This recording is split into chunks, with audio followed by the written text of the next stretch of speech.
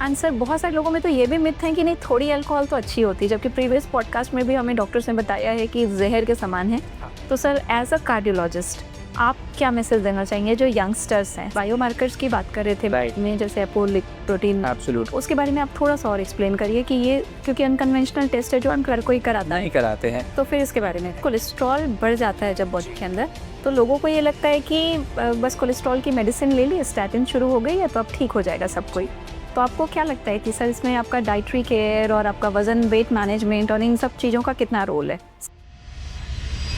हाय everyone, मैं हूँ Shilpi Goyal, dietitian and wellness expert, और आज के हमारे इस पॉडकास्ट में हमारे स्पेशल गेस्ट डॉक्टर निखिल, बहुत ही famous cardiologist and founder of Saraswati Dayal Moti Ramani's heart clinic के। सर बहुत स्वागत है। नमस्कार। सर ने अपना वैल्यूबल टाइम यहाँ हमारे लिए निकाला, उसके लिए बहुत बहुत है। Pleasure is mine. सर सबसे पहले हम आपसे जानना चाहेंगे कि किस चीज़ की इंस्पिरेशन रही, आपका ये जो हार्ट सेंटर है ये आपने कैसे शुरू किया? डॉक्टर बनने की इच्छा तो बहुत पहले से ही थी। होता ये है कि हर आदमी को कभी उनके पेरेंट्स या कुछ, तो वैसे ही जैसे मेरे सेंटर का ही नाम है सरस्वती दयाल मोती रवानी हार्ट क्लिनिक, तो दादा दादी की जिसे बोलते हैं ना अनफॉर्चुनेट डेथ हार्ट अटैक से ही हुई। एंड दोनों सेम डेट पे आफ्टर 10 ईयर्स गए, तो दोनों की डेट 22 सितंबर को ही हुई है। 10 ईयर्स अपार्ट, बट जिसे बोलते हैं ना कि सेम डेट सेम कॉज, तो वहीं से फिर एक हार्ट डॉक्टर बनने की जिसे एक वो बोलते हैं ना फ्लेम जल गई थी, तो उसको फिर फाइनली प्रोसीड किया आगे। बहुत ही अच्छा सर। तो सर आप कैसे इस चीज़ के लिए आगे बढ़े? मतलब कहाँ-कहाँ से आपने एजुकेशन की? फिर आपने कैसे इस चीज़ के लिए मेरा स्कूल क्लास 3 से लेके क्लास 12 तक सालेम इंग्लिश स्कूल रायपुर से हुआ। उसके बाद एमबीबीएस मैंने पंडित जवाहरलाल नेहरू मेडिकल कॉलेज रायपुर से की। एमडी मेडिसिन में मैंने की जबलपुर से नेताजी सुभाष चंद्र बोस मेडिकल कॉलेज, और उसके बाद डीएम अपना कार्डियक साइंसेस कार्डियोलॉजी में मैंने जिपमर पौंडीचेरी से किया, जो कि 3 इंस्टीट्यूट ऑफ नेशनल इम्पोर्टेंस में से है पूरे इंडिया का। जी। जी। तो सर आपको देखते हुए हमें ये तो पता चलता है कि आप अपनी फ़िटनेस के लिए काफ़ी अवेयर हैं। जी। तो एक ऐसा फंडा जो आप अपने आप पे लागू करते हैं और जी। कैसे आप अपने आप को फिट रखते हैं? आपका फ़िटनेस का फंडा क्या है? फिटनेस के लिए बहुत ज़्यादा ज़रूरी होता है, क्योंकि आम तौर पे अगर देखिए, हम देखें फिटनेस के 2 प्रेमी हैं। एक जिन्हें फिटनेस पसंद है, 2 जिन्हें फिट रहना पसंद है। तो फिट रहना और फिटनेस में बहुत अंतर होता है, बिकॉज़ कई लोग बॉडी बनाने में या अपने लुक्स को शेप करने के लिए, जो कि बहुत ज़रूरी है, इट इज़ नॉट, बिकॉज़ बहुत बड़ा कॉन्फिडेंस बूस्ट है, और जब आप खुद को ही अच्छा महसूस करते हैं तभी आप कोई भी चीज़ कर पाते हैं। Let it be career, let it be your regular life.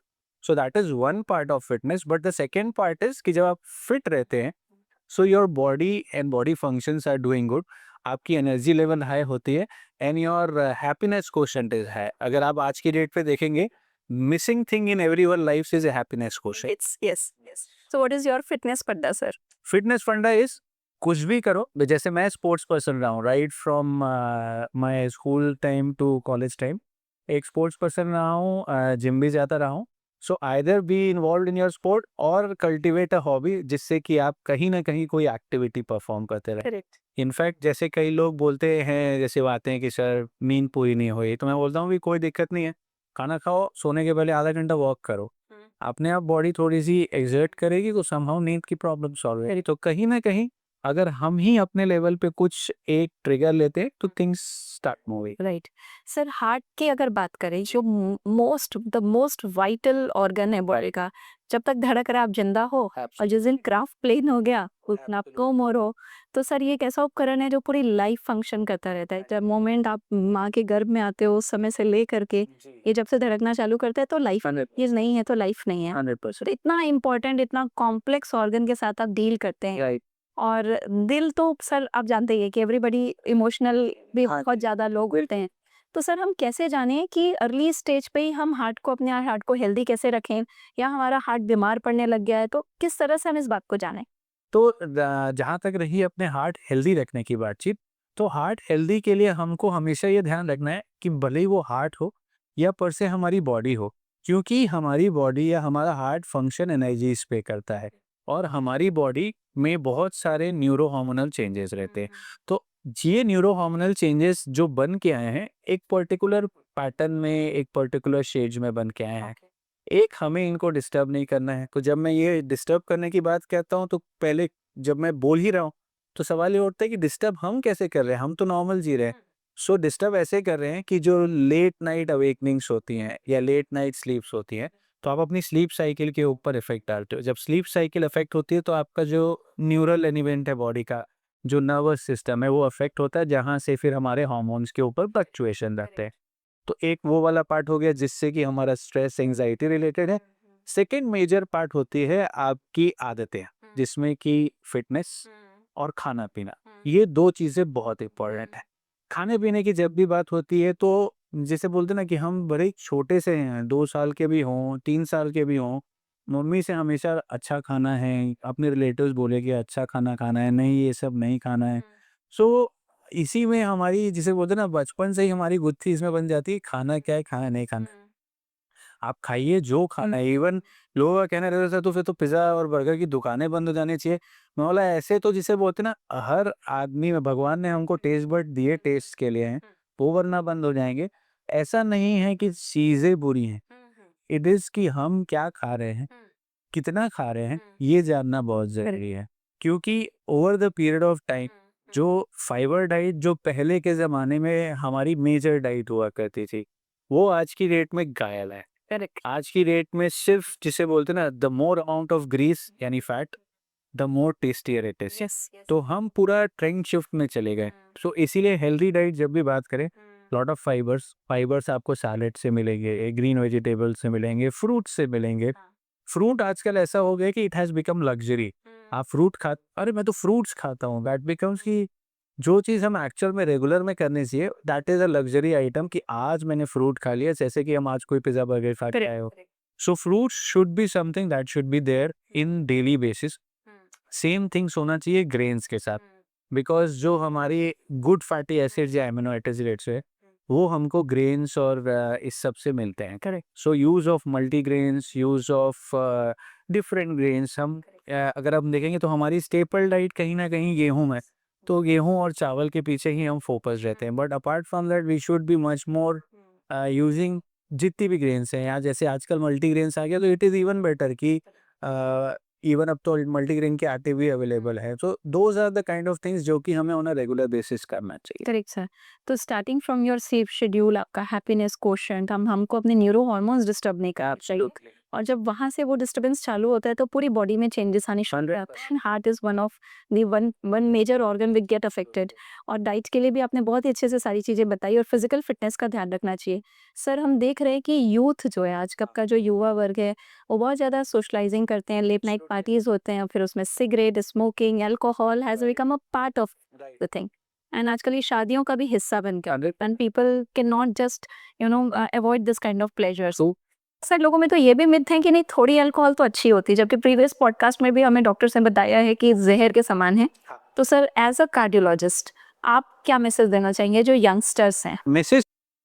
Message बहुत क्लियर है। जब मैसेज ये रहता है कि cigarette smoking even one a day is harmful, even a single cigarette is harmful, because जो निकोटीन रहता है वो हमारे न्यूरो हार्मोन्स पे काम करता है।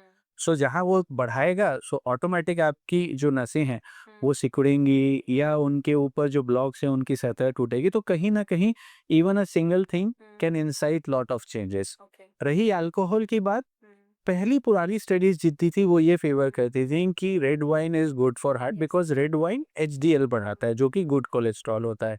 बट अगेन जब हम स्टडी करते हैं या रिसर्च करते हैं, हमको एक जिसे बोलना चाहिए पेशेंट पॉपुलेशन या नॉर्मल पीपल चाहिए होते हैं, एंड उनका अमाउंट चाहिए होता है। सो कहीं ना कहीं वो amount is not dedicated. Second, जो कि मोस्ट कॉमन चीज़ है that is apart from any research और स्टडी, वो है ह्यूमन नेचर। ह्यूमन टेंडेंसी ये कभी नहीं बोलेगी कि बस इतना ही, इतना ही वो क्योंकि हम ये है कि नहीं ये तो ठीक है, चलते चलो, चलते चलो। सो अगर हमारे पास बैरियर ही नहीं है, सो हमें ये तो पता ही नहीं होगा, ये दवा तो है नहीं कि एक गोली दिन में रोज खानी है या 2 गोली खानी है।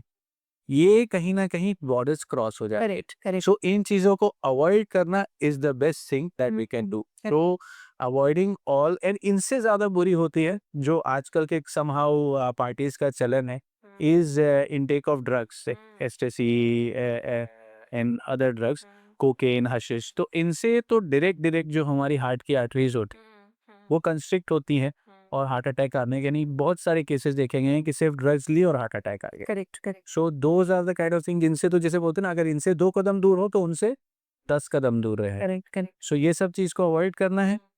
एंड रही बात ओवरनाइट स्लीपिंग, अगेन एक दिन अगर निकल रहा है नॉट एन इशू, बट अगर आपका रेगुलर रूटीन ही वैसा बन जाता है तो it is a big issue. तो सर शॉर्ट में ये बोलना चाहते हैं कि आटे में नमक मिला सकते हो, नमक 100%। हमेशा हमने ये सुना है कि गेहूं के साथ घुन पिसता है, ऐसा मत करिए कि घुन के साथ गेहूं पिस रही हो। Correct correct correct. तो सर अर्ली स्टेज पे ही ये सब हैबिट्स को नहीं पालना है, ये यूथ के लिए सबसे बड़ा मैसेज है कि अगर आप स्मोक कर रहे हैं अभी प्लेजर के लिए कर रहे हैं, कब वो एडिक्शन बन जाएगा। और जैसे सर ने कहा कि थोड़ी क्वांटिटी तो कभी रहती ही नहीं है, वो क्रॉस को ही जाता है लिमिट। एंड अल्कोहल तो बहुत ही ज़्यादा बुरा है, सिंगल ड्रॉप भी आप नहीं ले सकते। इनफैक्ट अगर इसी से देखा जाए तो हार्ट कार्डियोलॉजिस्ट अक्सर ये बोलते हैं, हार्ट स्पेशलिस्ट, कि sitting is also new smoking. अगर आप एक जगह पे बैठ के काम कर रहे हैं, किसी भी कॉर्पोरेट में काम कर रहे हैं और पूरा 9 घंटा अगर आप लिटरली बैठे हुए हैं, तो लोग मूव ही नहीं करते सर, पानी तो पीते नहीं है। और मैं अक्सर ये बोलती हूँ कि अगर आप पानी पियो तो कम से कम वॉशरूम ब्रेक के लिए तो आप उठोगे चलोगे। तो ये चीज को भी ध्यान देना कितना इम्पोर्टेंट है। क्योंकि अगर आप देखेंगे तो आपके बॉडी का जो पंप जो maximum amount of energy produce करता है दैट इज योर काव्स।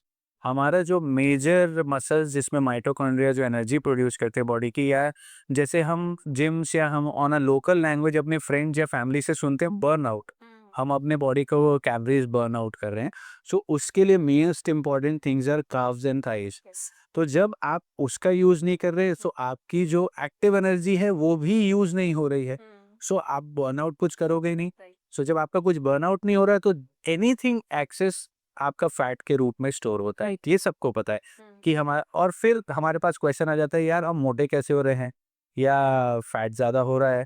तो सिर्फ फैट काटने से ही फैट कम होता है ये नहीं है। अगर आप अपना बॉडी का यूजेज ही नहीं करेंगे, अगर आपका इनपुट आपके आउटपुट से बहुत गुना ज्यादा है, सो अल्टीमेटली आप कुछ भी कर लो आप फंसोगे वहीं। और सर केवल सुबह जिम चले गए, बाकी दिन भर बैठे हैं, हिल ही नहीं रहे, वो भी नहीं चलेगा। सो दिन भर एक्टिव रहना भी बहुत इम्पोर्टेंट है। सर एक सवाल ये आता है कि बचपन से ही अनहेल्दी हैबिट्स के थ्रू लाइक चिप्स और कुकीज और आइसक्रीम और चॉकलेट जो हम कितने आराम से अपने बच्चों को फीड कर रहे हैं और कोई रोक टोक नहीं है, बाहर जा रहे रिलेटिव से मिल रहे हैं तो वो बच्चे वो भी खा रहे हैं।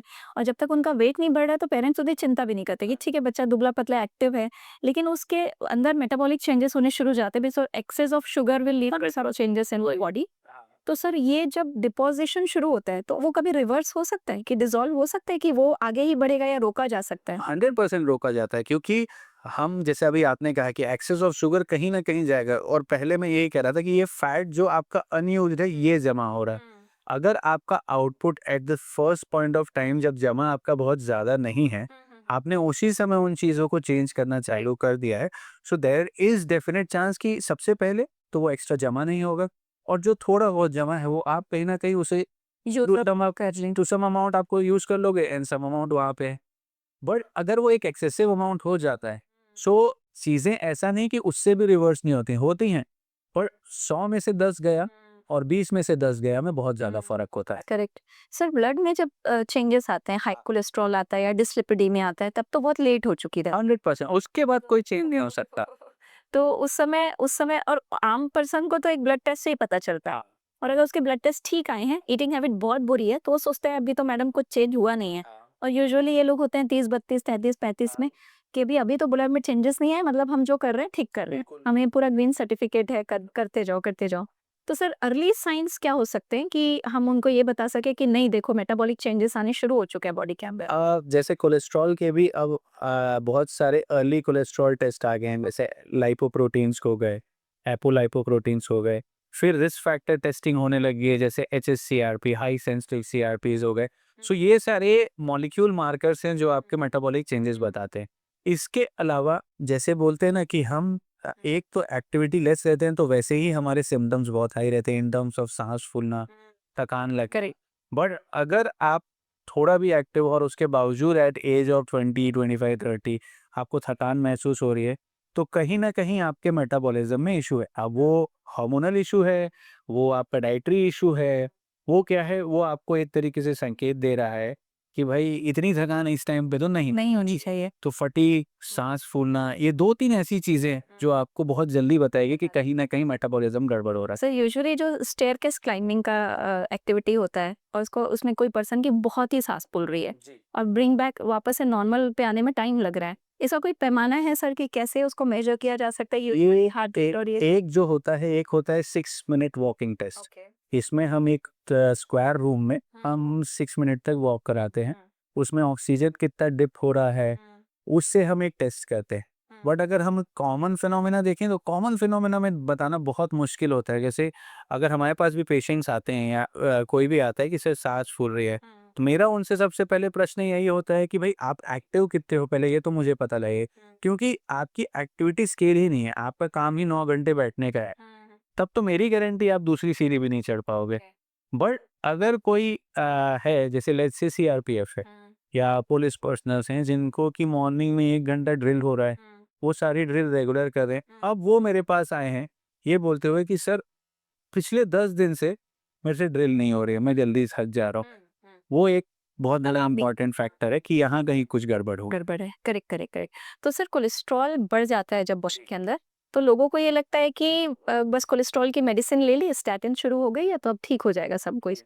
तो आपको क्या लगता है कि सर इसमें आपका डाइटरी केयर और आपका वजन वेट मैनेजमेंट और इन सब चीज़ों का कितना रोल है? बहुत ही बड़ा रोल है क्योंकि cholesterol, blood pressure, sugar, heart problems या इवन लेट्स से कुछ हद तक हमारी अदर सीडेंटरी एक्टिविटीज़, ये सब कहीं न कहीं हम जो है हमारी लाइफ़स्टाइल से उसको रेगुलर रख सकते।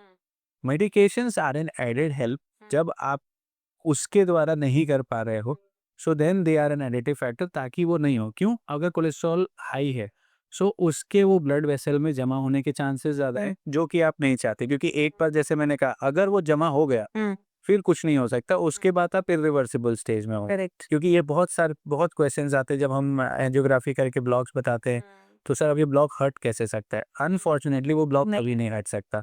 सो इसीलिए सबसे इम्पॉर्टेंट है लाइफस्टाइल। अगर आपको अपने कोलेस्ट्रॉल लेवल्स को या अपने बॉडी लेवल को परमानेंट रखना है, तो आपको कहीं न कहीं उन चीज़ों को अपनी लाइफस्टाइल में खान-पान को, रेगुलर एक्टिविटीज़ को, रेगुलर एक्सरसाइज को बना के चलना पड़ेगा। करेक्ट। इस पे मैं जब भी अपने पेशेंट्स को या पॉपुलेशन को बताता हूँ, तो मुझ पे बोलता है तो इसका मतलब क्या कैलेंडर बना के ज़िंदगी जीना है? ऐसा भी नहीं है। आप में प्लस माइनस चीज़ें हो सकती हैं। बट हम यही कहते हैं अगर आप हफ्ते में 5 दिन 30 मिनट की कोई अच्छी एक्टिविटी करते हैं, let's say 150 minutes a week, I don't think it's a big yes yes. Duration. A good activity 150 minutes a week is sufficient enough कि आपको वो ये बता दे कि आपका heart health is good. So उतनी activities and keeping yourself active the rest of the day will help you. Correct. और सर जो इंडियंस हैं हमारे, हम अपने पापा मम्मी को भी देखते आए, बेली फैट तो कॉमन प्रॉब्लम ही रहता है।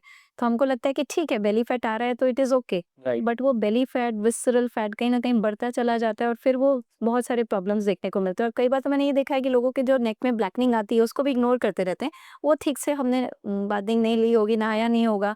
तो किस तरह से लोग इग्नोरेंट हैं? मतलब तो आप देखेंगे कि मैक्सिमम ब्लैकनिंग ऑफ स्किन या हाइपर पिगमेंटेशन ऑफ स्किन के पेशेंट्स स्किन या लेजर ट्रीटमेंट करा रहे हैं। सब लोग अपना इंसुलिन रेजिस्टेंस छोड़ देते हैं फिर क्योंकि आपका जो बेसिक प्रॉब्लम है वो इंसुलिन रेजिस्टेंस है जिस कारण से पिगमेंटेशंस आपके बढ़ रहे हैं।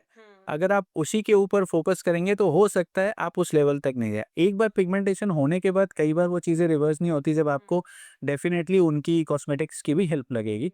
But to the first point आपको इंसुलिन रेजिस्टेंस के ऊपर ही काम करना है।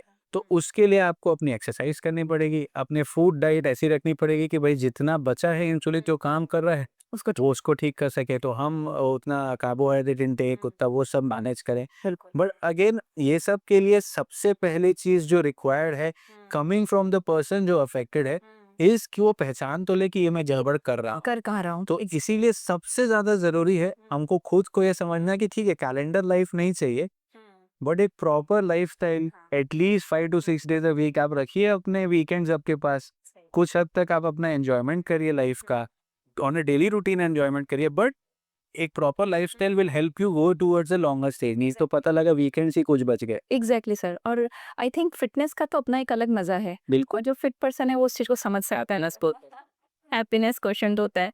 तो सर आपके इस पूरी प्रैक्टिस उसमें लाइफ में कुछ ऐसे इंटरेस्टिंग या कुछ कॉम्प्लिकेटेड केसेस आए जो आप शेयर करना चाहेंगे हमसे? बहुत होते हैं। अब जैसे जैसे जब मैं रायपुर में आया था आफ्टर माय, जिसे बोलना चाहिए सारी एजुकेशन खत्म करके, so there was this 26 year old लड़का था जो हार्ट अटैक से आया था, and that was a major heart attack, तो उससे मुझे स्टेंट डालना पड़ा। सो उसके फादर को भी बाईपास हो चुका था, सो थोड़ा सा हिस्ट्री फैमिली भी थी, एंड ऑल्दो वो लड़का जिम जाता था, so his question to me was, sir मैं जिम जाता हूँ बट ठीक है मुझे कोलेस्ट्रॉल लेवल्स मेरे नहीं पता हैं सब है, बट आई एम एक्टिव।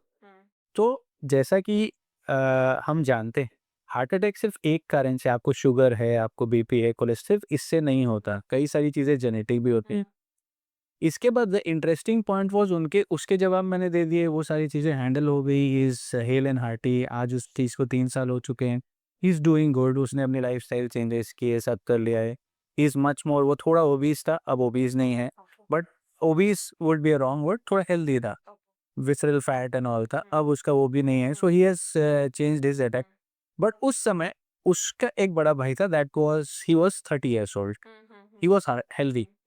अब वो इतना डर गया कि बोले कि सर मेरे भाई, छोटे भाई को हो सकता है तो मेरा क्या होगा? सो अगेन सेम थिंग्स जो हम बातें कर रहे हैं, उन्हीं चीज़ों को फॉलो करने से हो सकता है उन्होंने थोड़ी ज़्यादा बेटर फॉलो की हो सकता है उनका, because he was good in, he was in lean and thin shape, तो मे बी उनकी डाइटरी चेंजेस उतने नहीं थे, उनके डाइटरी चेंजेस रहे होंगे। सो हमारी लाइफ़स्टाइल कहीं न कहीं इस तरीके से हमको अफ़ेक्ट करती है। तो सर इतने कम एज में भी हार्ट अटैक आने की पॉसिबिलिटी? बिल्कुल, यानी हम लोगों ने तो अभी तो जो अगर मैं अपनी प्रैक्टिस कहूँ, तो जो यंगेस्ट जिसको मैंने स्टेंट डाला दैट इज़ 23। My God! और उसके पहले उसको कहीं भी अंदेशा, कोई भी पता नहीं लगा कि मेरे हार्ट की आर्टरीज ब्लॉक हो रही हैं? कभी पेन भी नहीं उठा? नहीं तो सर कभी-कभी ऐसा होता है कि होता ये है कि आजकल थोड़े बहुत पेन को गैस का पेन ही माना जाता है, and to some extent I will not call them wrong, because at age of 23 no one will even expect कि ये हमारा अटैक हो सकता है, तो कुछ हद तक वो रॉन्ग नहीं है। बट इसलिए आजकल मैं इवन सब पॉपुलेशन को यही कहता हूँ, एंटायर पॉपुलेशन, कि आपको कोई प्रॉब्लम है, एटलीस्ट उसे इग्नोर ना करके just get yourself checked, and that is why हम आजकल बोलते हैं कि at least once you cross 30 yearly अपना एक रेगुलर चेकअप करने से आपको प्रॉब्लम नहीं है, but you will come to know your health कैसी है। Correct, correct. So that is much more better rather than out of a blue suddenly आपको कोई झटका लगे। और सर मुझे सबसे ज़्यादा जो समझ में आता है हार्ट अटैक के बारे में कि ये एसिम्प्टोमेटिक, और कभी एक मेजर अटैक आएगा और अचानक आप बहुत ज़्यादा होता है, क्योंकि होता ही है जैसे मैंने बताया कि हम कुछ पेन्स को कैश पेन करके इग्नोर कर देते हैं। दूसरा, हम हमारी लाइफ़स्टाइल अगर इनएक्टिव है, तो साँस फूलने में हम ये बोलते हैं कि अच्छा हाँ, तो चांस ही नहीं आई। फिर होता ये है कि 50 के ऊपर हैं हम, अच्छा ये तो ऐज का इफ़ेक्ट है, हो सकता है ऐज बढ़ रही है तो साँस फूल रही है। तो जो माइनर सिम्पटम्स रहते हैं, जैसे हम बता रहे थे कि जैसे सीआरपीएफ वाले एग्ज़ाम्पल्स है कि जो अचानक से जो चेंजेस होते हैं, those are the biggest red flags कि भाई ये प्रॉब्लम आई है, चेक कराओ, कहीं न कहीं कुछ गड़बड़ है। तो अटैक होने के पहले यहीं पे हम उसको रोक के, यानी भले ही स्टेंट डालने की ज़रूरत पड़े, पर हम अटैक के पहले कर सकते हैं। बिकॉज़ होता ये है कि अगर आपकी नसों में 70% के ऊपर का ब्लॉक है, तो आपकी लाइफ रिस्क लेट्स से 2%, 5%, 10%, जो भी एक्स अमाउंट ऑफ परसेंटेज ज़्यादा है, बट अटैक के बाद वो एक्सपोनेंशियली इंक्रीज़ कर जाता है। तो रिस्क कम में अपने को काम पहला चलाना। Right sir. सर आप कुछ बायोमार्कर्स की बात कर रहे थे राइट। में, जैसे एपोलिक एब्सोल्यूट। उसके बारे में आप थोड़ा-सा और एक्सप्लेन करिए कि ये क्योंकि अनकन्वेंशनल टेस्ट है जो हम हर कोई कराता है, नहीं कराते हैं। तो फिर इसके बारे में? एंड होता भी यही है कि जब हम इस बायोमार्कर के बारे में बात कर रहे हैं, हर आदमी ये टेस्ट कराए ये भी ज़रूरी नहीं है। बिकॉज़ होता ये है कि आजकल लैब्स जो हैं, वो जिसे बोलते हैं ना कि मास्टर पैनल टेस्ट, तो सब में वो हो रहा है। तो लेट्स से 16 साल का बच्चा भी एपोलाइपोप्रोटीन हाई करा के आ रहा है, so that doesn't makes you, so these are risk factor. जैसे कि अब आपको पता है कि आपको कोलेस्ट्रॉल है, अब उसमें आप एचएससीआरपी देख रहे हो जो कि एक रिस्क मार्कर है। सो यू नो कि अच्छा, इससे ये पता लग सकता है इनडायरेक्ट कि may be there is chance कि आपकी बॉडी इसको डिपॉजिट करे, ओके। क्योंकि ये बताना किसी भी पेशेंट में कि ये कोलेस्ट्रॉल हाई है और ये नसों में डिपॉजिट हो गई, it is next to impossible, क्योंकि ऐसा कोई भी मार्कर या तराजू अभी तक तो मेडिकल साइंस में नहीं आया है जो ये बता दे कि भाई ये जमा होगा या नहीं होगा। इन सब मार्कर्स के बेस पे हम ये बता पाते हैं कि इसको क्लॉटिंग, जैसे होमोसिस्टीन है। करेक्ट। होमोसिस्टीन एक मॉलिक्यूल होता है जिसके हाई होने से हम ये बोलते हैं कि भाई आपको बॉडी में क्लॉटिंग टेंडेंसी ज़्यादा हो सकती है, ब्लड क्लॉट ज़्यादा बन सकते हैं। तो ये सब चीज़ें जब आपको पता है, अगर आपके उसमें हाई हैं, सो आप एक स्टेप कॉशियस हो जाते हो। आप अपनी डाइटरी चेंजेस वैसे करते हो, आप अपनी एक्सरसाइज लिमिट्स को वो कर लेते हो। फिर अगर आपको कोई प्रॉब्लम हो रही है तो लोगों से, बाकी लोगों से पहले आप एक स्टेप थोड़ा सा और कॉशियस कर लेते हो। करेक्ट। सर, एक ऐसा मैसेज जो आप सारी ऑडियंस को देना चाहें एज अ कार्डियोलॉजिस्ट। आज की डेट पे जो सबसे बड़ा मैसेज मैं ये दूंगा कि stress is a part of life. Yes, I agree, क्योंकि हम सब कहीं ना कहीं कोई भी छोटे मोटे स्ट्रेस या एंजाइटी से गुजरते हैं, पर इसको हमेशा अपने साथ खूंटे से बांध के नहीं चलना है। थोड़ी सी प्रॉपर स्लीप लीजिए। अपनी स्लीप साइकिल पैटर्न को अगर अपन अच्छा कर लेते हैं तो कहीं ना कहीं हमारे में एबिलिटी टू हैंडल स्ट्रेस और एंजाइटी भी होती है। एंड एंजाइटी और स्ट्रेस के कोपिंग मैकेनिज्म बहुत हैं, जिसमें कि एक बहुत ही बड़ा अच्छा मैकेनिज्म होता है हॉबीज डेवलप करना। अगर आपकी खुद की कोई हॉबी है उसमें टाइम दीजिए, yoga, meditation, means there are an number of things. But अगर हम उस चीज़ के ऊपर फोकस करते हैं, I think we will be able to deal everything much better in much more person. एक हार्ट स्पेशलिस्ट से हम यही बातें सुनना चाहते थे, बिकॉज अपने दिल को स्वस्थ रखने का तरीका है दिल से खुश रहना बहुत जरूरी है। क्योंकि सर हम देखते हैं कि इतने यंग एज में लोगों को बीपी का प्रॉब्लम है, बिल्कुल। एंड जस्ट बिकॉज हाइपरटेंशन नाम भी है, and they are being so stress with so stress, because आज की life is very competitive. I agree, 20 साल पहले इतना कंपटीशन नहीं था।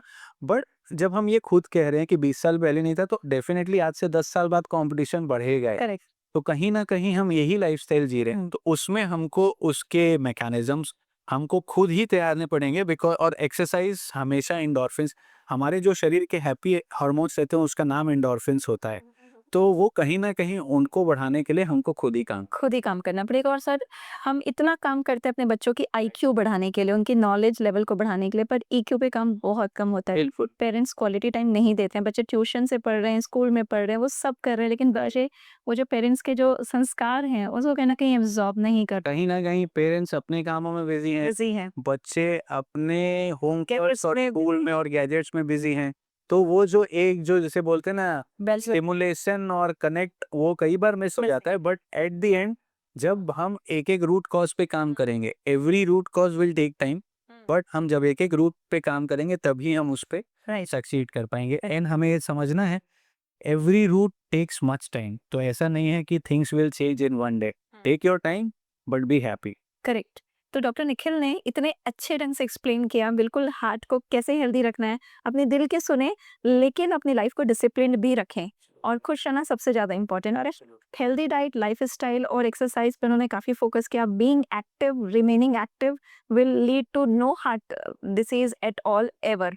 तो thank you so much doctor Nikhil for making it here, and thank you so much for giving your time. Thank you so much. Thank